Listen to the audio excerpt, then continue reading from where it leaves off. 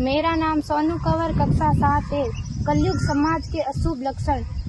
कुटुंब कम हुआ, संबंध कम हुआ, प्रेम कम हुआ, मर्यादा कम हुई, लाज लज्जा कम हुई, विनम्रता कम हुई, समर्पण कम हुए, पुस्तक वाचन कम हुआ, खान पान की शुद्धता कम हुई, बाल कम हुए, कपड़े कम हुए, नींद कम हुई, घी मक्खन कम हुआ, पीतल तांबे के बर्तन कम हुए, भाई भाई का प्रेम कम हुआ, सत्य कम हुआ, अतिथि कम हुए, धैर्य कम हुआ, श्रद्धा और विश्वास कम हुआ, बड़ों का सम्मान कम हुआ और भी बहुत कुछ कम हुआ, जिससे जीवन सहज था, सरल था। संतान को दोष न दे।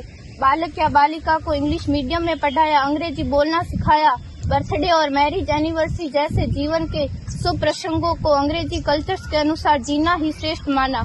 माता पिता को मम्मी डैड कहना सिखाया। जब अंग्रेजी कल्चर से परिपूर्ण बालक या बालिका बड़ा होकर आपको समय नहीं देता, आपकी भावनाओं को नहीं समझता, आपको तुच्छ मानकर आपसे जुबान लड़ाता, जब आपको बच्चे में कोई संस्कार नजर नहीं आता, तब घर के वातावरण को गमगीन किए बिना, संतान को दोष दिए बिना एकांत में जाकर रो लीजिएगा, क्योंकि पुत्र या पुत्री की पहली वर्षगांठ से ही भारतीय संस्कारों के बजाय, मंदिर जाने के बजाय केक कैसे काटा जाता है, यह सिखाने वाले आप और अम्मी है। जब बच्चा पहली बार घर से बाहर निकलता है तो प्रणाम और आशीर्वाद के बदले बाय बाय कहना सिखाने वाले आप और अम्मी है। हम परीक्षा देने जाते समय इष्ट देव बड़ों के पैर छूने के बदले बेस्ट ऑफ लक कहकर परीक्षा भवन तक छोड़ने वाले आप और अम्मी है। बालक या बालिका के सफल होने पर घर में परिवार के साथ बैठकर खुशियां मनाने के बदले होटल में पार्टी मनाने की प्रथा को बढ़ावा देने वाले आप और अम्मी है।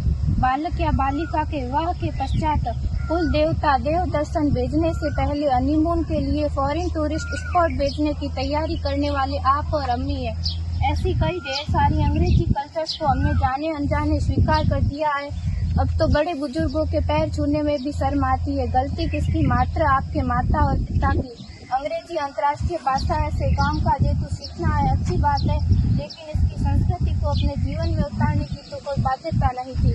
अपनी समृद्ध संस्कृति को त्याग कर नैतिक मूल्यों, मानवीय संवेदनाओं से रहित अन्य सभ्यताओं की जीवन शैली अपनाकर हमने क्या पाया?